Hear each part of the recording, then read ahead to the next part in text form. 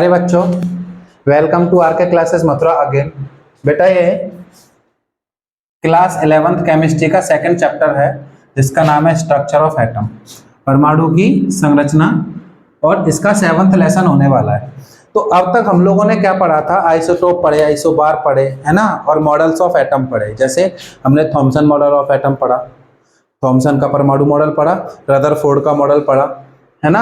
अब हम क्या पढ़ने वाले हैं? Wave nature of electromagnetic waves, ठीक है, या इलेक्ट्रोमैग्नेटिक रेडिएशंस, इलेक्ट्रोमैग्नेटिक रेडिएशंस यानी कि विद्युत चुंबकीय विकिरण की तरंग प्रकृति। ये कह रहे हैं कि इलेक्ट्रोमैग्नेटिक वेव या इलेक्ट्रोमैग्नेटिक रेडिएशंस जो होते हैं वो किस तरह से जाते हैं?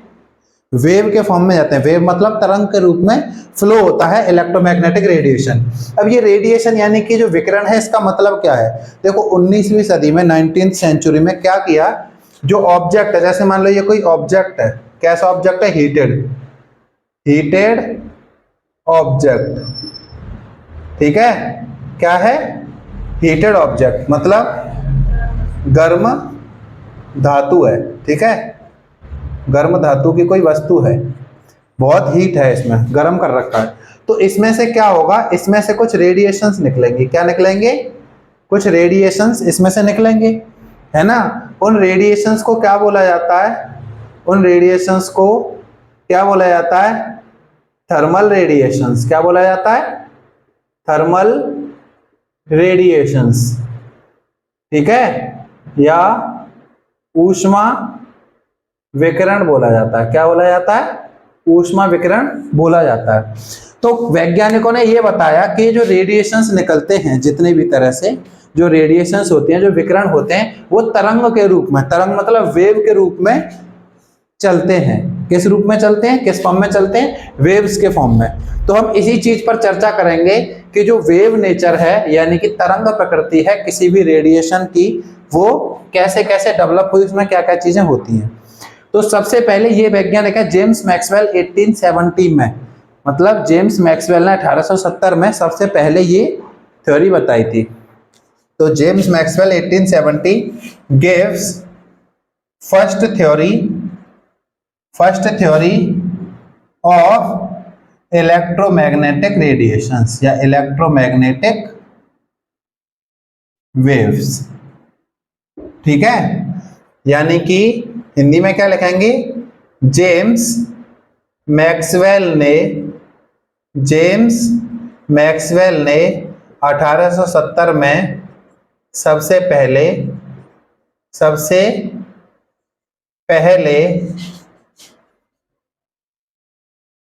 वैद्युत चुंबकीय तरंग सिद्धांत दिया। वैद्युत चुंबकीय तरंग का सिद्धांत दिया। सबसे पहली बात ये याद रखेंगे, ठीक है। दूसरा पॉइंट क्या लिखेंगे? Heinrich hertz. क्या नाम है? Heinrich hertz explained it practically, यानी कि प्रैक्टिकल करके जो ये चीज एक्सप्लेन की थी वो इन्होंने की थी, हेनरिच हर्ट्ज ने, ठीक है। हिंदी में क्या लिखेंगे? हेनरिच हर्ट्ज ने यह बात कैसे समझाई? प्रैक्टिकली समझाई, यानी कि प्रयोग द्वारा समझाई या प्रयोग द्वारा बताई। यह बात क्लियर हुई? कौन सी बात? कि जो रेडिएशन होते हैं वो वेव के फॉर्म में चलते हैं, ये बात इन्होंने प्रैक्टिकल करके बता दी। अब ये इलेक्ट्रोमैग्नेटिक वेव जो है, इसकी डेफिनेशन क्या है? ये है क्या? देखिए, कोई चार्ज पार्टिकल है, चार्ज पार्टिकल समझते हो? आवेशित कण, जैसे इलेक्ट्रॉन हुआ, जैसे प्रोटॉन हुआ, इस तरह का, जैसे अल्फा पार्टिकल हो गए, जैसे बीटा पार्टिकल हो गए, जैसे गामा पार्टिकल हो गए, ठीक है। तो ये जो पार्टिकल्स होते हैं, इनमें चार्ज होते हैं। तो जब किसी चार्ज पार्टिकल में क्या दिया जाए? एक्सीलरेशन दिया जाए। क्या किया जाए? एक्सीलरेटेड, मतलब उसको मोशन कराया जाए, उसको गति कराया जाता है। तो गति कराने पर इसमें जो कंपन होते हैं, कंपन जानते हो? वाइब्रेशन होते हैं।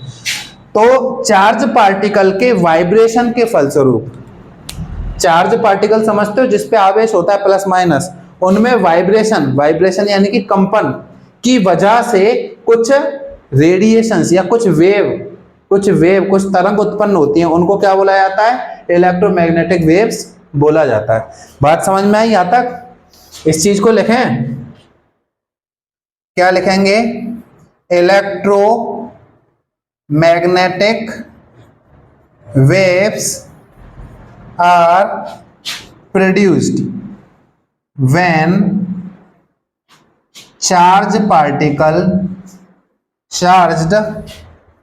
particle undergo acceleration and vibration, यानी कि वो वाइब्रेशन भी करता है और त्वरण भी करता है, मोशन। हिंदी में क्या लिखेंगे? वैद्युत चुंबकीय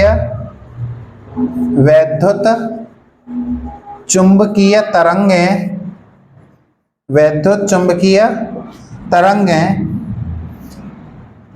कंपन व त्वरित आवेशित कण द्वारा उत्पन्न होते हैं। आवेशित कण द्वारा उत्पन्न होते हैं।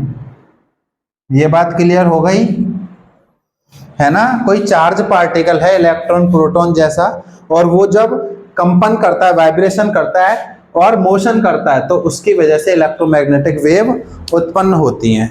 ठीक है, इलेक्ट्रोमैग्नेटिक वेव उत्पन्न होती हैं। किस तरह से चलती हैं वो? देखो, जैसे ये देखिए, इस तरह से वेव मोशन करती हैं। ठीक है, इस तरह से। ये है मान लो इलेक्ट्रिक फील्ड E, ठीक, और इस तरह से दूसरी वेव निकली, ये वाली, ये है magnetic field B। Magnetic field को किससे दिखाते हैं? B से। ठीक है, इसको दूसरी डायरेक्शन से बनाते हैं। ये देखिए, इस तरीके से, इस तरीके से, इस तरीके से चलती है। ठीक है, ये क्या है? मैग्नेटिक फील्ड B, और ये क्या है? Electric field E। और ये जो लाइन जा रही है, ये है प्रोपगेशन ऑफ इलेक्ट्रोमैग्नेटिक फील्ड, यानी कि इलेक्ट्रोमैग्नेटिक वेव है। ये क्या है? इलेक्ट्रोमैग्नेटिक वेव, यानी कि एक तरफ से इलेक्ट्रिक फील्ड लगता है, एक तरफ से मैग्नेटिक फील्ड, और एक तरफ से इलेक्ट्रोमैग्नेटिक वेव, यानी कि ये तीनों एक दूसरे से परपेंडिकुलर होती हैं, यानी कि लंबवत होती हैं। जैसे मान लो एक्स एक्सिस पर क्या है? एक्स एक्सिस पर, एक्स अक्ष पर क्या है? एक्स एक्सिस पे है इलेक्ट्रिक फील्ड, वाई एक्सिस पर है मैग्नेटिक फील्ड। तो जेड एक्सिस से क्या निकलेगी? वेव की डायरेक्शन, यानी कि जो वेव है उसकी डायरेक्शन होगी जेड एक्सिस में। ठीक है, आप चाहें तो इसको इस तरह से भी बना सकते हैं। ये मान लो इलेक्ट्रिक फील्ड हो गया, ये मान लो मैग्नेटिक फील्ड हो गया, ये हो गई प्रोपगेशन ऑफ वेव। क्या हो गया? प्रोपगेशन ऑफ वेव, यानी कि तरंग की दिशा, एक तरह से तरंग की दिशा। बात समझ में आई? ये एक्स एक्सिस है, ये वाई एक्सिस है, ये जेड एक्सिस है। ये तीनों कैसे हैं? एक दूसरे से परपेंडिकुलर हैं। ठीक है, इन प्रॉपर्टीज को आगे लिखेंगे, यहां तक पहले आप नोट कर लीजिए। देखिए बेटा, अब हमने जो इलेक्ट्रोमैग्नेटिक वेव पढ़ी थी, इलेक्ट्रोमैग्नेटिक वेव यानी कि विद्युत चुंबकीय तरंगें क्या होती थी? जब किसी चार्ज पार्टिकल को एक्सीलरेट कर दिया जाता है, यानी कि जब किसी आवेशित कण को जो कंपन कर रहा होता है, मतलब वाइब्रेशन कर रहा होता है, जैसे ये वाइब्रेशन कर रहा है मार्कर, और वाइब्रेशन करता हुआ कोई चार्ज पार्टिकल यानी कि आवेशित कण जब गति करता है, यानी कि त्वरण प्राप्त कर लेता है, एक्सीलरेटेड हो जाता है, तो वो कुछ वेव उत्पन्न करता है, यानी कि कुछ वेव्स जनरेट करता है, जिन्हें इलेक्ट्रोमैग्नेटिक वेव कहते हैं। है ना, हमने पढ़ लिया। दिया किसने थी? थ्योरी मैक्सवेल ने दी थी। प्रैक्टिकली किसने प्रूफ किया था? हेनरिच ने किया था। अब इनकी कुछ प्रॉपर्टीज हैं, यानी कि इनके कुछ गुण हैं इन तरंगों के। कौन कौन से? सबसे पहला देखो, these waves are associated and perpendicular to the electric and magnetic field, यानी कि ये जो वेव है, इस पॉइंट का मतलब बताता हूं मैं आपको। यहां देखिए, ये जो वेव है अभी मैंने बताया था ना, जैसे इधर इलेक्ट्रिक फील्ड है, इधर मैग्नेटिक फील्ड है। जैसे ये इलेक्ट्रिक फील्ड जा रहा है ना, ये इलेक्ट्रिक फील्ड है, और मैग्नेटिक फील्ड इस तरीके से, ये है मैग्नेटिक फील्ड। ठीक है, बात समझ में आ रही है? ये क्या है? ये मैग्नेटिक फील्ड है, ये इलेक्ट्रिक फील्ड, ये मैग्नेटिक फील्ड, और ये है इलेक्ट्रोमैग्नेटिक वेव जो जा रही हैं, इलेक्ट्रोमैग्नेटिक वेव EMW, है ना। तो ये तीनों एक दूसरे के परपेंडिकुलर होती हैं। अभी बताया था पॉइंट एक, इलेक्ट्रिक, मैग्नेटिक और वेव, जो डायरेक्शन है वेव की फ्लो हो रही है, वो एक दूसरे से परपेंडिकुलर होती है। ये पहला गुण है। ये किरणें एकांतर चुंबकीय और विद्युत क्षेत्र के लंबवत होती हैं, यानी कि परपेंडिकुलर होती हैं। पहला पॉइंट समझ में आया।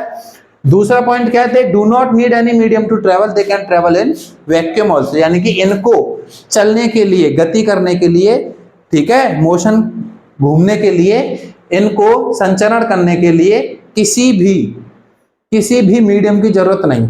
जैसे साउंड है, ध्वनि के लिए क्या चाहिए? कोई मीडियम चाहिए, जैसे सॉलिड चाहिए या लिक्विड चाहिए या गैस चाहिए, तभी साउंड आप सुन सकते हैं। एक जगह से दूसरी जगह पहुंचा जा सकता है साउंड, लेकिन वैक्यूम में नहीं चल सकता। आप अगर स्पेस में किसी को आवाज दें, वो आपकी आवाज नहीं सुनेगा, चाहे बगल में हो। क्यों? क्योंकि साउंड को मीडियम चाहिए।